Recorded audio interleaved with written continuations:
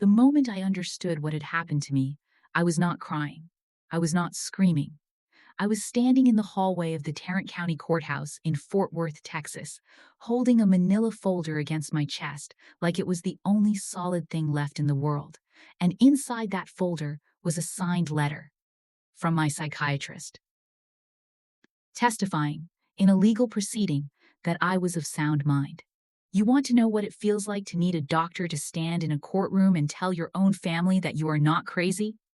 It feels like being 12 years old and raising your hand to tell the teacher you did not do something wrong, except the teacher has already decided, and everyone around you already believes the other version of the story.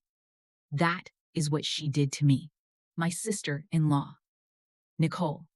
And the worst part, the part I cannot shake even now, is that she did it quietly. She did it over years. She did it with a smile and a concerned voice and a hand on my mother's shoulder. She never raised her voice once. To understand what Nicole took from me, you need to understand what I had. My name is Mara Ellen Calloway. I grew up in Denton, Texas, the kind of town where everyone knows your grandmother's name and your grandmother knows when you came home late on a Saturday night. My family was not perfect. No family is. But we were close. That is the word I keep coming back to. Close. My parents, Jim and Carolyn Calloway, had been married for 31 years by the time any of this started. My dad coached Little League for 20 of those years. My mother volunteered at First Methodist every Thursday without fail. They were the kind of people who left casseroles on neighbors' porches after funerals. And then there was my brother, Daniel. Daniel is 4 years older than me. When we were kids, he used to let me ride on the back of his bike even when his friends told him it was embarrassing. He snuck me a flashlight once so I could read under the covers. He was the person I called when my first serious relationship ended, and he drove 45 minutes at 2 in the morning to sit with me in a Waffle House parking lot and not say a single word until I was ready to talk. That was Daniel. That was who he was to me. He met Nicole at a work conference in Dallas in the spring of 2016. She was a regional sales manager for a medical supply company. She was polished. She was funny. She laughed at the right moments and asked follow-up questions about things people said, and that always made people feel like she had been listening carefully. I remember the first time Daniel brought her home for Thanksgiving. She brought my mother a jar of local honey and a handwritten note explaining the farm it came from. My mother kept that note on the refrigerator for 3 months. I liked her. I want to be honest about that. I genuinely liked her. I think that matters. They got married in October of 2017. I was the maid of honor. I gave a toast about how Daniel used to drag me on that bike, and Nicole laughed so hard she had to dab her eyes with a napkin. My mother took a photo of the two of us on the dance floor that night. She still has it in a frame somewhere. Or she did. I need you to hold on to that image for a moment. Two women on a dance floor, laughing, because what comes next is going to make you question everything about that picture. If you have ever trusted someone who turned out to be something completely different, stay with me. This story is going to go to places I did not see coming. And I lived it. It started, and this is the thing about slow erosion, you never know when it starts. It started in January of 2018, 3 months after the wedding. My mother called me on a Tuesday evening. She had that particular tone in her voice, the one where she is trying to sound casual about something that is not casual at all. She mentioned, almost as an aside, that Nicole had stopped by that afternoon. Just to chat, she said. And apparently, Nicole had mentioned that she was a little worried about me. Not anything specific, nothing alarming, just, Mara has been going through a hard time. She seems isolated. She seems a little volatile. My mother told me this with the gentleness of someone delivering a diagnosis, and I sat on the edge of my bed in my apartment in Fort Worth, and I looked at the wall. The refrigerator hummed. There was a half-drunk cup of coffee on my nightstand that had gone cold 2 hours earlier. Volatile. I had just come through a difficult stretch. My relationship of 4 years had ended in November. I had lost my position at the marketing firm I worked at, downsizing, not performance, and I had spent December moving into a smaller apartment and trying to figure out what the next year was going to look like. Was I struggling? Yes, absolutely. I will not pretend otherwise. But volatile? I had seen Nicole exactly twice since the wedding. Once at Christmas, where everything had been perfectly fine. Once at a family dinner in mid-December, where we had talked for maybe 15 minutes about a Netflix series we had both watched. I told my mother I was okay. I told her Nicole did not need to worry, and I let it go. That was my first mistake, letting it go. Here is the thing about what Nicole was doing. I did not see it as a pattern, not then. Each individual incident, taken alone, was almost nothing. It was only when I laid them all out side by side, 2.5 years later, on a yellow legal pad at my kitchen table, that I understood what I was looking at. February 2018. Nicole tells my brother Daniel that I had borrowed money from our parents and not paid it back. This was not true. I had borrowed $300 in 2015, 3 years earlier, and paid it back within the month. But Nicole framed it as a current, ongoing pattern. Daniel mentioned it to me sideways, in a conversation about something else, and I felt a flash of something I could not name. Not quite anger, something colder than anger. April 2018. My mother's birthday dinner. We are all at a restaurant in Denton, Carmine's on the square, the one with the red leather booths. I arrived 20 minutes late because I took a wrong exit, and Dallas area traffic on a Saturday evening is legitimately impossible.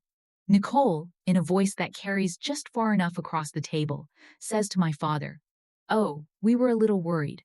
Mara has not been very reliable lately." My father laughs it off. He is a man who does not enjoy conflict. But I see it. A tiny recalibration in his eyes, a small adjustment in how he is looking at me. I should have said something right then, in that red leather booth. I should have looked across the table and said, "Nicole, what exactly do you mean by that?" But I did not, because she had a way of saying things that made you feel like you were being paranoid if you reacted to them. The sentence was always just ambiguous enough. The smile was always just warm enough, and if you pushed back, you were the one making a scene. That is a skill, by the way, an advanced, practiced, deliberate skill. The ability to harm someone in plain sight and make any response to it seem unreasonable. I want to ask you something honestly. Have you ever been in a room where someone was doing something to you, and you could not say a single word about it because it was just invisible enough to make you doubt yourself? If that hits somewhere, I want to hear about it in the comments. Truly. Now. Here is where I need to give you the structural context. Because Nicole was not just running a quiet campaign against my reputation. There was a reason. A specific, financial, calculated reason. And I did not find it until much later. But you need to know it now, so that everything that follows makes sense. My parents' house in Denton, a 4-bedroom colonial on Ridgecrest Drive, had been in our family since 1989. My father had purchased it with a combination of savings and a loan from his own father, and over 30 years, they had paid it off and improved it and loved it. By 2018, that house was worth approximately $420,000. My parents also had a retirement account, a combined portfolio they had been building since my father worked in municipal planning. By the time this story starts, that account held a little over $260,000. My parents had always spoken, loosely and warmly, about leaving everything equally to Daniel and to me. Nicole knew this, and at some point, I believe it was in the fall of 2017, just after the wedding, Nicole made a decision. A cold, quiet, rational decision. She decided that if I was not in the picture, or rather, if I was in the picture but as the unstable one, the unreliable one, the daughter who could not be trusted with responsibility, then the natural conclusion, for loving parents who wanted to protect their assets, would be to consolidate, to leave everything to Daniel and Nicole. That was the plan. And the terrifying part is, it was working. By the summer of 2019, the frequency had increased. Nicole was visiting my parents more often. She had positioned herself, and this is the word for it, positioned, as a devoted daughter-in-law. She drove my mother to hair appointments. She helped my father with yard projects on weekends. She was there. And I, living 45 minutes away, working 2 jobs to stabilize after the layoff, trying to hold my own life together, was not. Proximity is everything in family dynamics. The person in the room gets to shape the narrative. And Nicole understood this instinctively. The comments evolved. They became slightly more specific, slightly more clinical. She started describing my behavior in terms that had a diagnostic weight to them. Words like escalating, words like dysregulated. Once, this was at a Sunday lunch in August of 2019, she said to my father, in a concerned voice with her hand on his arm, "I just worry that Mara does not have the support system she needs, emotionally." My father nodded slowly. He is a man who trusts people at face value. He always has been. It is one of the things I love most about him, and one of the things that made him easy to influence. I was not at that Sunday lunch. I found out about it 2 weeks later when my mother called me and gently, so gently, suggested that maybe I should consider talking to someone. A professional, because Daniel and Nicole were concerned. I remember exactly where I was when she said that. I was in the parking lot of a Kroger on Camp Bowie Boulevard. The engine was running. It was 94 degrees outside. I had a gallon of milk in the passenger seat. And I sat there with the phone against my ear, and I felt the specific, particular sensation of the ground shifting under me. Not the ground literally, you understand that.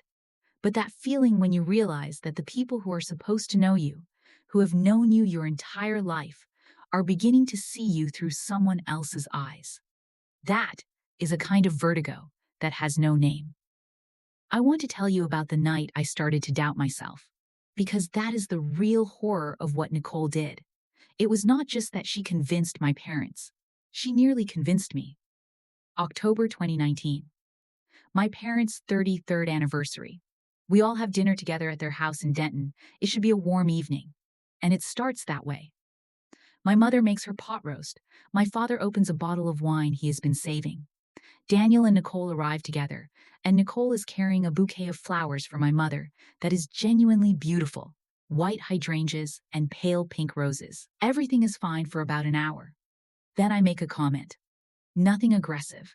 Nothing even particularly pointed. My father mentions he is thinking about refinancing the house to access some equity, and I say, casually, as a daughter who has an opinion, that I think they should talk to a financial advisor first before they do anything. A completely reasonable thing to say. Nicole sets down her fork. She looks at me with an expression that I can only describe as patient concern. She says, "Mara, your dad is a very capable man. He has been managing finances since before either of us was born." I say that is not what I meant. She says, "I know you do not mean it that way, but sometimes the way things come out," and she trails off with a small, sad smile. The table goes quiet. My mother reaches over and touches my father's hand. My father takes a sip of wine and says nothing.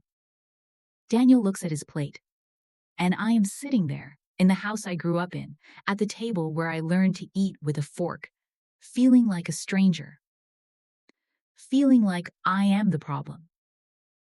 Feeling like maybe I do come across wrong. Maybe I am too much. Maybe there is something about the way I communicate that I cannot see clearly. I drove home that night with both hands tight on the wheel. I cried in the shower, not because Nicole had been cruel, but because I could not point to a single cruel thing she had said. And that is exactly the point. That is precisely the architecture of what she was building. If this story is making you think of someone in your own life, someone who made you feel wrong for simply existing, share this with someone who needs to understand what this looks like. It does not always come with raised voices. Sometimes it comes with a bouquet of white hydrangeas. The moment everything changed, the moment I stopped being confused and started being strategic, came in March of 2020. The world was shutting down. You remember March 2020. The country was in free fall. Every phone was buzzing with news that made no sense. People were buying whatever they could find at grocery stores. And in the middle of all of that, my parents were in their house in Denton, and Nicole was calling them every single day. Every day. I was calling too, 3 times a week. But I had started a new job remotely, and I was trying to figure out remote work, and I was afraid, and I was human. Nicole called every day.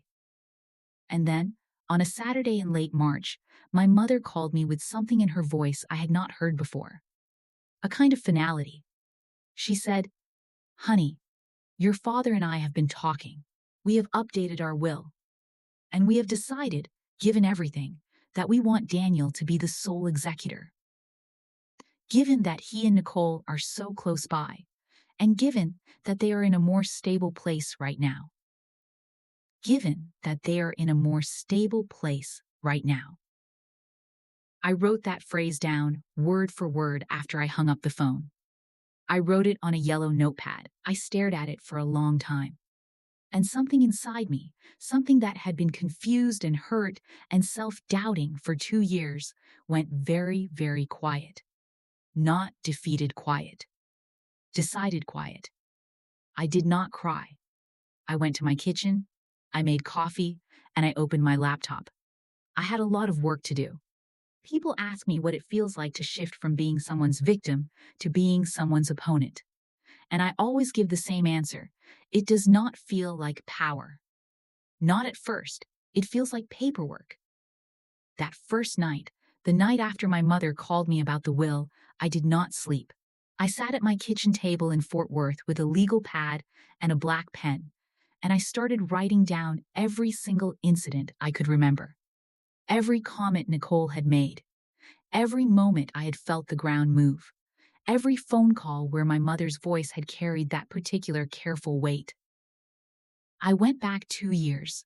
I filled 4 pages. When I got to the end, I sat back and I looked at what I had written. And for the first time, the individual moments stopped being individual moments. They became something else entirely. They became a sequence. Deliberate. Timed. Escalating. That was the night I stopped asking myself whether I was imagining things. Because you do not imagine a sequence. Coincidences do not have architecture.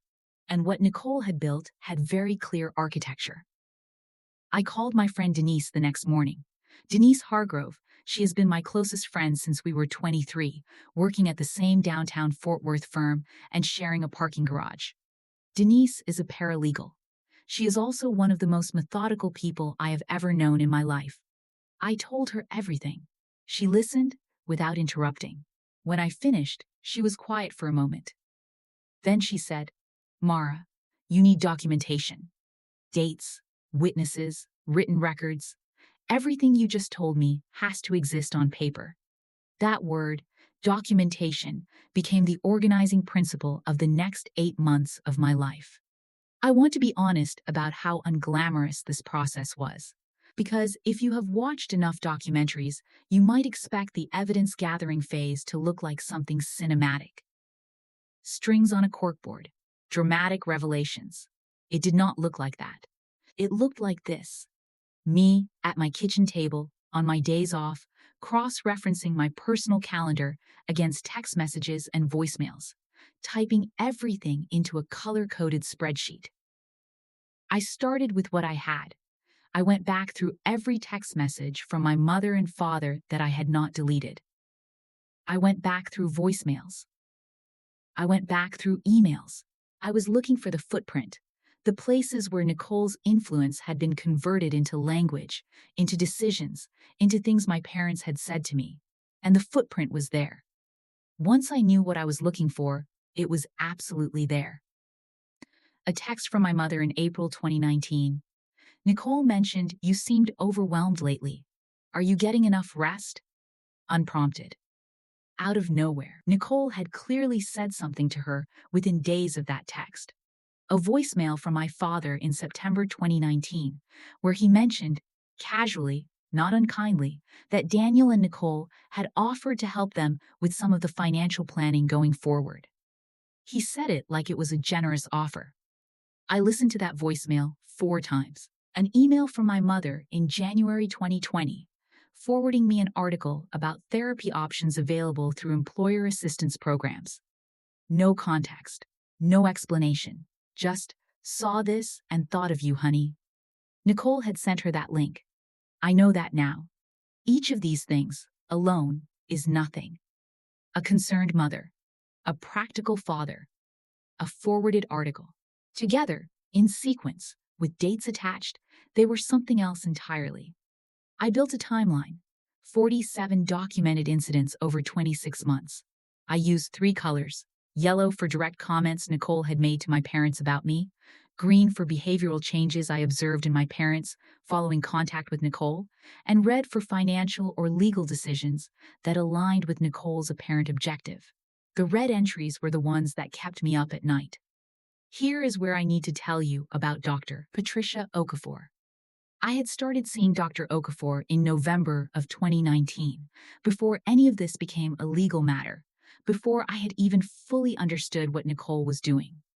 I had gone to her because I genuinely needed to talk to someone. The self-doubt had gotten heavy enough that I wanted a professional to help me carry it. Dr. Okafor is a psychiatrist with a practice on Hewlin Street in Fort Worth. She has been practicing for 22 years. She is the kind of doctor who takes her time, who asks you to say something again if she wants to hear how you say it the second time.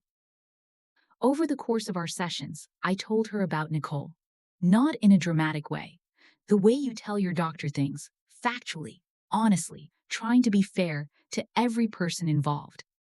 I told her about the comments, about the shifting dynamic with my parents, about the will.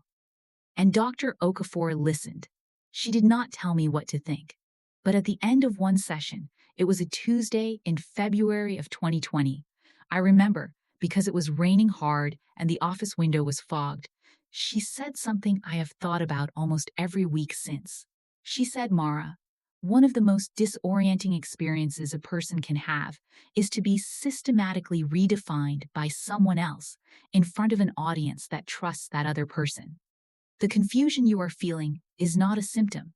It is a rational response to an irrational situation. I wrote that down in the parking lot. A rational response to an irrational situation.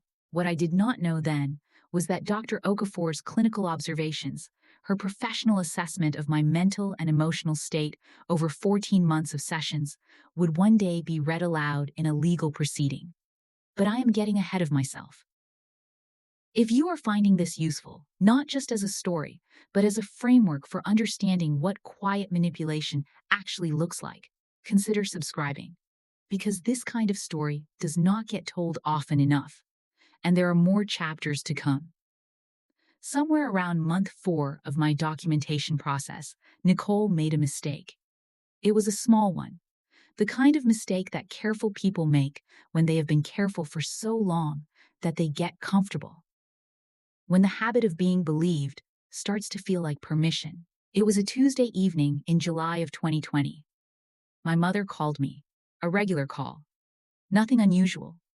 We talked about the heat. We talked about a neighbor's new dog. And then, near the end of the call, my mother mentioned that she and my father had met with an estate attorney. Not to finalize anything, she said, just to discuss options.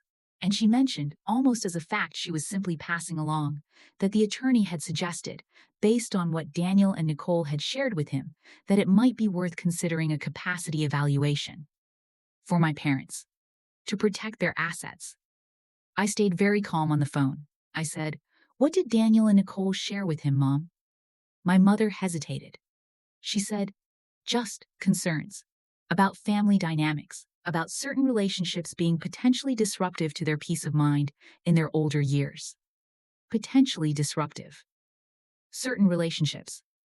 Nicole had gone to an estate attorney and used language about me, a private individual who had no idea this meeting was happening, to influence the legal planning of my parents' estate. and she had done it through a lawyer's office, which meant there was a paper trail. That was the mistake. Because I now had a direction. Denise told me early on, documentation is the foundation, but witnesses are the structure. Without people who are willing to say what they saw, you have a case that lives only on paper.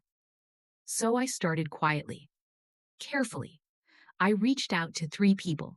The first was my aunt, Linda Price, my mother's younger sister, who lived in McKinney and had always had a clear-eyed view of family dynamics. Linda had been at several of the dinners where Nicole had made her subtle comments.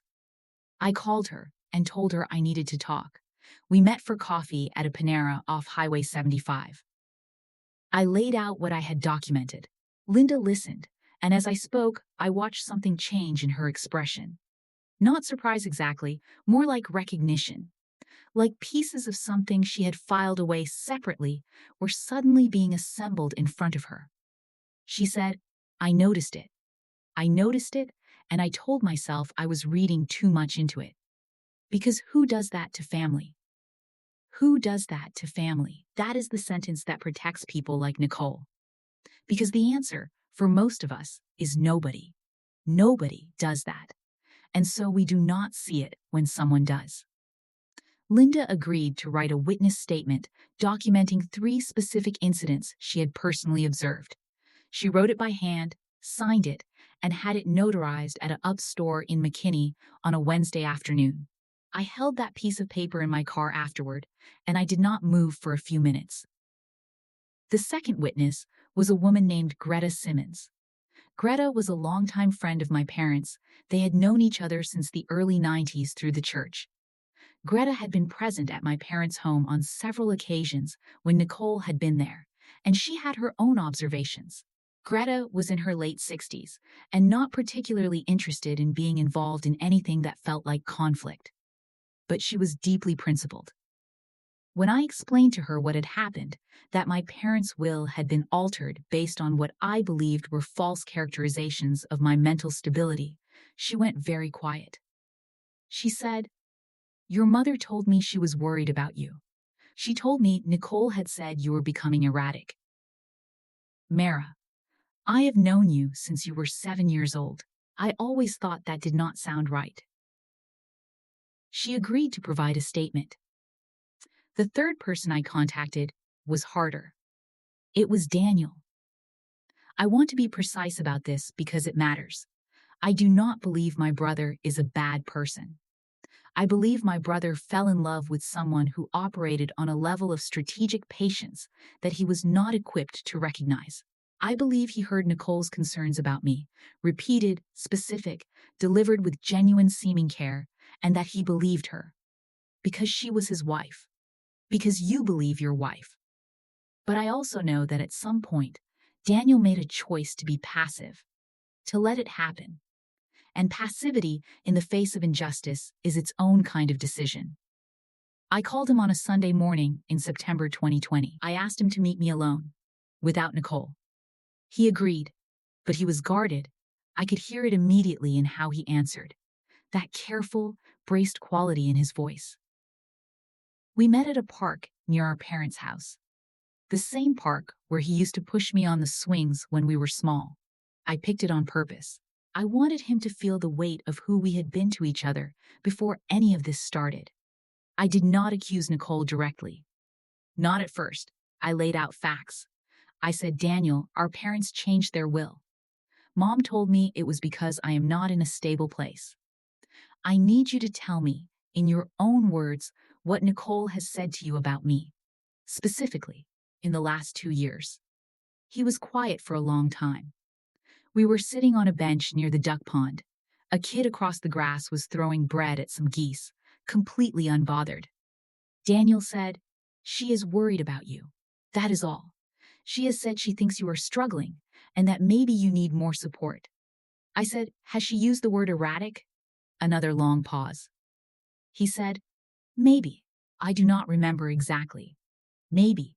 I do not remember exactly." I looked at my brother. He was 41 years old. He was wearing an old flannel he had owned since college. And he was lying to me. Or, at minimum, he was refusing to tell me the truth while sitting on a bench in a park where he used to push me on swings. That was one of the lonelier moments of my adult life. I did not push further that day. I did not show him the documentation. I thanked him for meeting me, and I drove home. But the conversation had confirmed something. Daniel was not going to be a witness for me. He was going to be a problem I needed to navigate around. Be honest with me. What would you have done in my position? Would you have pushed your brother harder?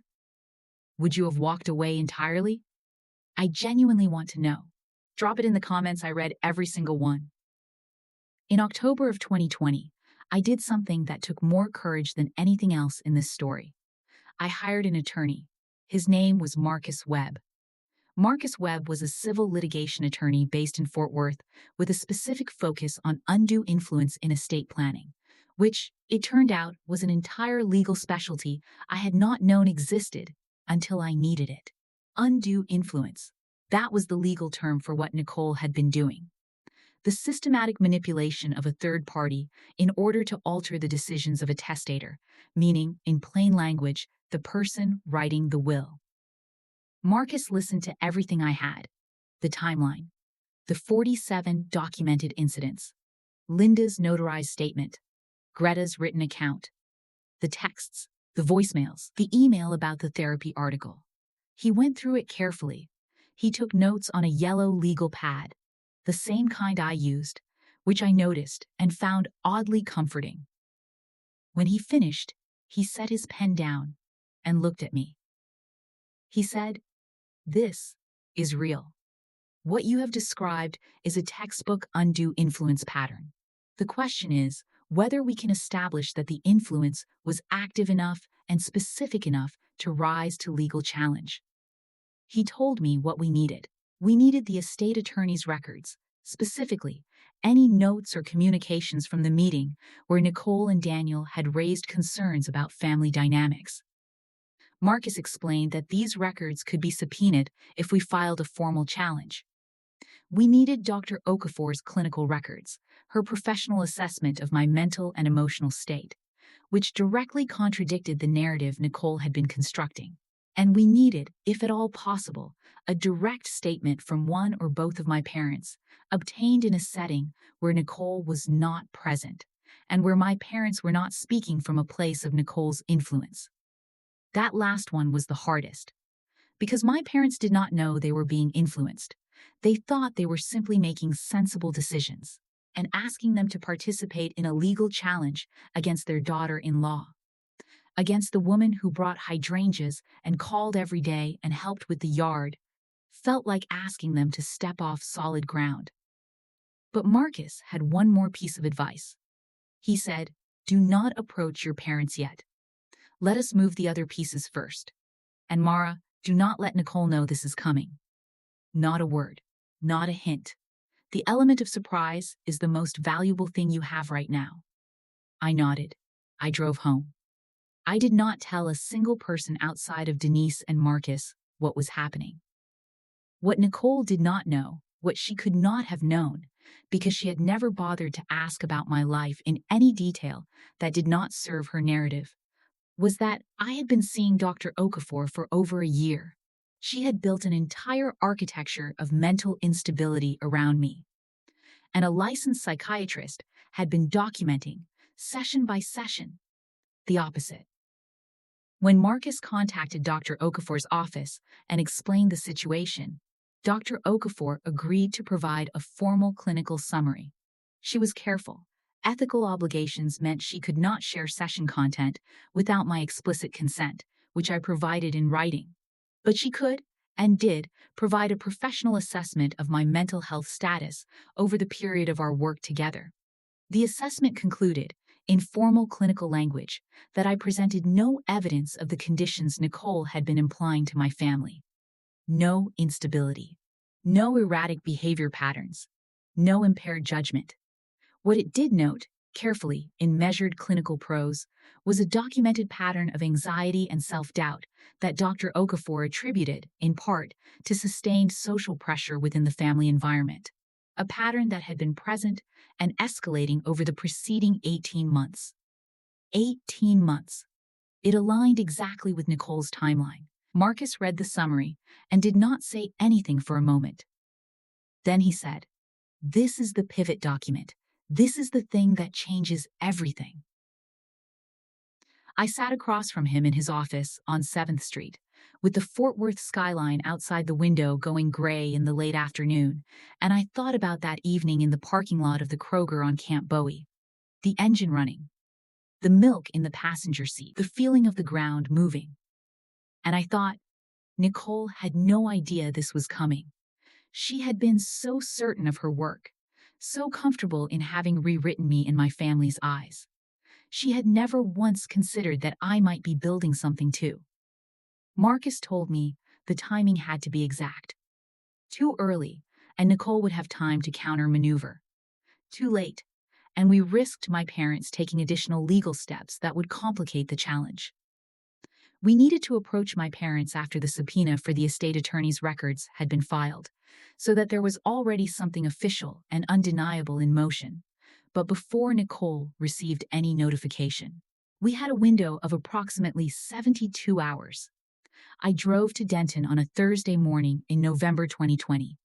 I did not call ahead. I did not want Nicole to know I was going. I did not want my parents to have time to mention it to Daniel, who would mention it to Nicole. I pulled into my parents' driveway at 10:14 in the morning. The yard had been recently raked, my father's work. I could tell by the neat diagonal lines in the leaves near the fence. There was a wreath on the door that my mother had put up early for the holidays, a plain green one with a red bow. I sat in the car for a moment, not from fear exactly, from the specific weight of what I was about to do. Because what I was about to do was ask two people who loved me, who had always loved me, in their imperfect, influenced, human way, to look clearly at something they had been avoiding looking at. And there is no gentle way to do that. My mother answered the door. She was surprised to see me. Her face moved through surprise and then immediately into warmth, the way a mother's face does when her child appears unexpectedly. She hugged me. She smelled like her kitchen, like coffee and the vanilla hand lotion she has used my entire life. My father was in the living room. He stood up when I came in, the way he always does. I sat them both down. And I started talking. I did not lead with accusation. Marcus had coached me carefully on this. I led with documentation. I had a folder, the same kind of manila folder I would later be holding in that courthouse hallway, though I did not know that yet. Inside it, the timeline, printed clearly. The text messages and emails, highlighted. Linda's notarized statement. Greta's written account. A one-page summary Marcus had prepared outlining the legal concept of undue influence and how it applied to what had been documented. And at the back of the folder, Dr. Okafor's clinical summary. I set the folder on the coffee table between us. I said, I need you both to read this, all of it. And I need you to understand that I am not here to attack Daniel, and I am not here out of anger. I am here because I love you, and because something has been done to our family that I believe you deserve to know about. My mother looked at the folder. Then she looked at me. Then she picked it up. I watched my parents read. It took a long time. My father reads slowly and carefully. He was a planner for 20 years. He does not move through documents quickly. My mother reads fast, but kept going back. I could see her eyes returning to certain lines, certain dates. At some point during this, my father set his section of papers down and looked out the window at his yard. He did not say anything. His jaw moved slightly, the way it does when he is working something out internally and does not want you to see the working. My mother, when she reached Dr. Okafor's summary, made a sound. Not a cry, more like a sharp exhale. The kind your body makes when something lands before your mind has finished processing it. When they finished, no one spoke for a moment. The house was quiet. The refrigerator hummed in the kitchen. Outside, a car passed slowly on Ridgecrest Drive. My father said, "How long have you been building this?" I said, 8 months. He nodded, slowly. He looked at the papers again. He said, I did not see it, Mara. His voice was the same voice he used when I was 8 years old, and I had fallen off my bike, and he was assessing the damage, with the particular calm of a man who does not want to make the injury worse by panicking. Careful, honest, slightly broken underneath. My mother said, she called me every day. She was not defending Nicole. She was explaining herself to me. There is a difference, and I heard the difference, and I held on to it. She said, she called every day, and she was always so concerned, so specific. And your father and I, we thought. She stopped. She folded her hands in her lap. She said, we thought we were protecting you. That sentence broke something open in me that I have not been able to fully close since, because that is the cruelty of what Nicole did. She did not turn my parents against me out of their indifference. She turned them against me out of their love. She took the most reliable thing in my life, the fact that my parents would always move toward protecting me, and she redirected it, weaponized it, pointed it the wrong direction. And my parents, in their goodness and their trust, had followed it. Marcus filed the formal challenge to the will modification in December 2020. Grounds: undue influence. Supporting documentation: 47 incidents, 2 witness statements, 1 clinical summary from a licensed psychiatrist. The estate attorney's records were subpoenaed. What came back was, and I use this word carefully, illuminating. In the attorney's intake notes from the meeting with Daniel and Nicole, there were references to Mara's history of emotional instability, references to concerning patterns of behavior directed toward the family, references to Mara having a documented mental health condition that gave the family reason to question her judgment. I did not have a documented mental health condition. Nicole had manufactured one in the attorney's intake notes by speaking about me with enough clinical specificity to imply professional knowledge she did not have. Marcus read me that section over the phone, and then he paused. He said, Mara, this is no longer just a civil matter. What she provided to that attorney, false information about your mental health status, used to influence a legal document, has potentially crossed into a different category entirely. I said, what category? He said, fraud. One word. 4 months of work, 47 incidents, a psychiatrist summary, 2 notarized statements, and the word that unlocked all of it was 1 syllable. Fraud. She found out on a Tuesday.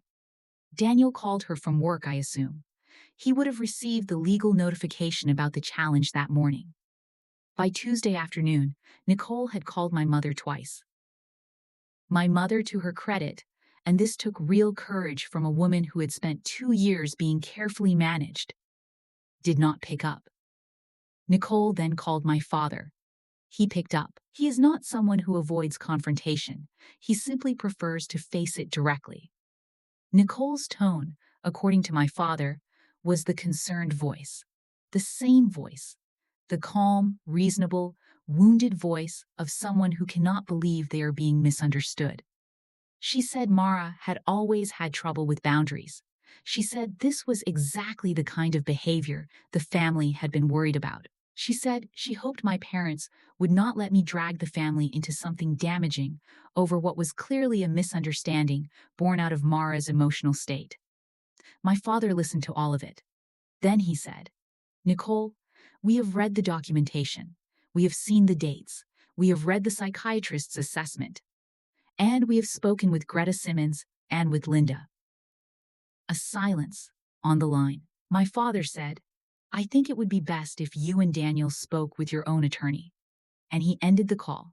My father, Jim Calloway, who coached Little League for 20 years, who left casseroles on porches, who reads slowly and carefully and does not panic, drew a line.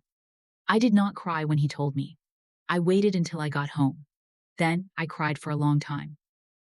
If you know someone who is right now in the middle of something like this, someone who is being quietly rewritten in their own family's eyes and cannot figure out why, please send this to them. Not for the views. Because sometimes the most important thing is just hearing that someone else survived it. The formal hearing was held in February 2021 at the Tarrant County Courthouse in Fort Worth. It was not a dramatic courtroom scene. It was a hearing room, smaller than you imagine, with fluorescent lighting and a gray carpet that had been worn thin near the entrance. There were 5 people in the room besides the judge: Marcus, me, the opposing attorney, Daniel, and Nicole. I looked at Nicole when I walked in. She was dressed carefully, understated, a navy blazer, small pearl earrings. Her hair was pulled back. She looked like someone who was being wrongly accused of something and was being extraordinarily patient about it. She held the expression the entire time. I will give her that. She was consistent. Daniel did not look at me. He looked at the table in front of him, or at the judge, or at the wall. In the 2 hours we were in that room together, my brother looked at me exactly once, for approximately 3 seconds. And then he looked away. I do not know what was in that look. I have turned it over many times since, and I still do not know. Dr. Okafor testified remotely, via video, in clinical language, with the precision of someone who has given expert testimony before and understands that every word will be weighed. She outlined the timeline of our sessions. She outlined her professional assessment of my mental health status. She described the pattern of anxiety she had observed, its escalation, its character, its source, as she understood it from our clinical work together. And then Marcus asked her a direct question. He said, "In your professional opinion, does the patient present any evidence of the instability, erratic behavior, or impaired judgment described in the estate attorney's intake notes?" Dr. Okafor paused the way she pauses in our sessions, the deliberate, unhurried pause of someone choosing words with care. She said, "No. The characterization in those notes does not correspond to any clinical observation I have made over 14 months of consistent evaluation. It does not correspond to any standardized assessment I have administered, and it does not correspond to any behavioral pattern I have documented in my records." The room was very quiet. I was looking at Nicole when Dr. Okafor said it. Nicole did not flinch. She did not react visibly at all. But her right hand, which had been resting flat on the table, closed into a fist. Just for a moment. Then it opened again. That was the only thing. The judge ruled in my favor on the undue influence claim. The will modification was set aside. My parents' original equal distribution stood. The fraud referral, Marcus had submitted documentation to the appropriate authorities regarding the false mental health representations Nicole had made in the estate attorney's intake, resulted in a formal investigation. I cannot speak to the full details of what followed from that, for reasons I am sure you can understand. What I can tell you is that it did not end quietly for Nicole. Daniel and Nicole separated in the spring of 2021. I do not know the specifics of what happened between them in the months after the hearing. Daniel has not discussed it with me in detail. What I know is that by June, Nicole had moved out of the house they shared in Southlake, and by September, Daniel had filed for divorce. Daniel and I have spoken several times. Long, difficult, honest conversations in the kind of places where you can see open sky, parking lots, parks, the back porch of my parents' house. He has apologized. Genuinely, I believe. He has also tried to explain, and I have tried to hear the explanation without letting it replace the fact of what happened. That is an ongoing process. I am not going to tell you we are back to where we were. We are not. Some things do not return to their original shape once they have been bent, but we are in the same room again. We are trying. I think that is the most honest thing I can tell you, so. The hallway of the Tarrant County Courthouse. The manila folder against my chest. I told you at the beginning that I was not crying, that I was not screaming. What I did not tell you is what I was feeling. I was feeling the specific, particular sensation of having held something together for a very long time, The way you hold a split seam in a piece of clothing closed with your fingers so it does not tear further. And now being able to, slowly, carefully, release it. Not triumphant, not relieved exactly, just released.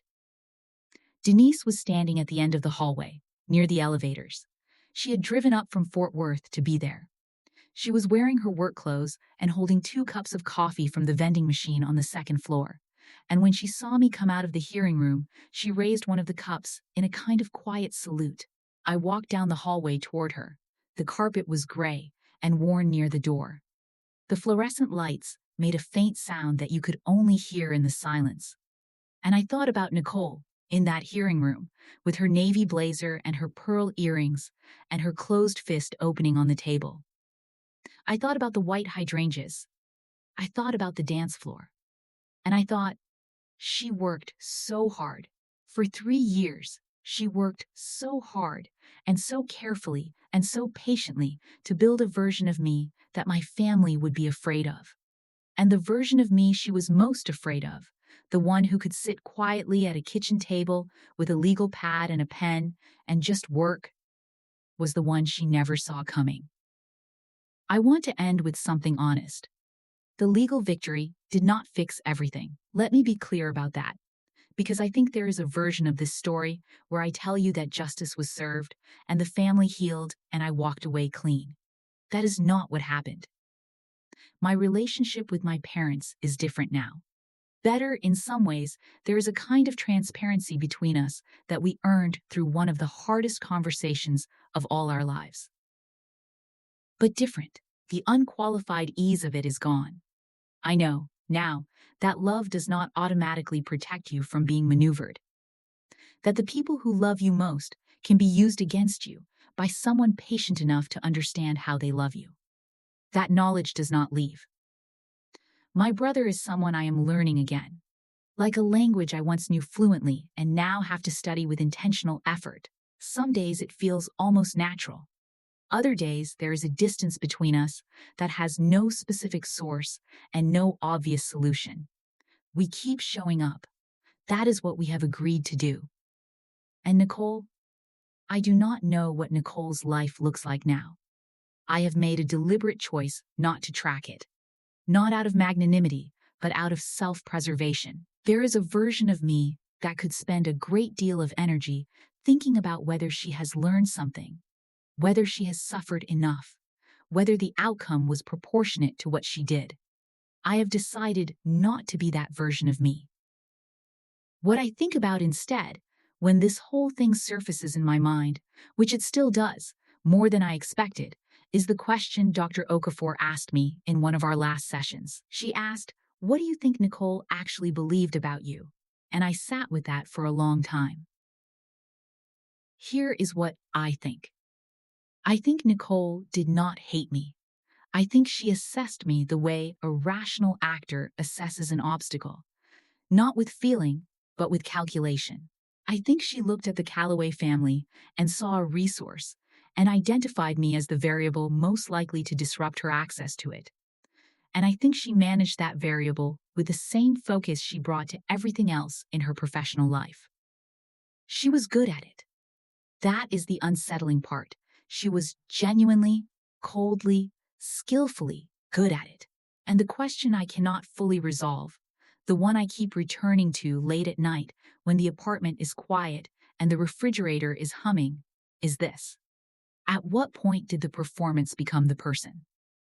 At what point did the concerned, devoted daughter-in-law with the white hydrangeas and the daily phone calls, at what point did she become so practiced in that role that she forgot it was one?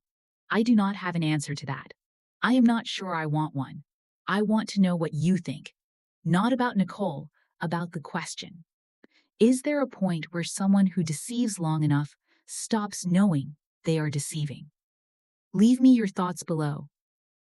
I have read every single comment on every single one of these stories, and I mean it when I say the conversation in the comments is the part that keeps me coming back. If you are in the middle of something like this right now, if someone in your life is quietly rewriting you in front of an audience that trusts them, I want you to hear this. The confusion you feel is not a symptom. It is a rational response to an irrational situation. Document everything. Find one person you trust completely, and do not let the performance of their certainty make you doubt the evidence of your own experience. You were there. You know what happened. And so do you.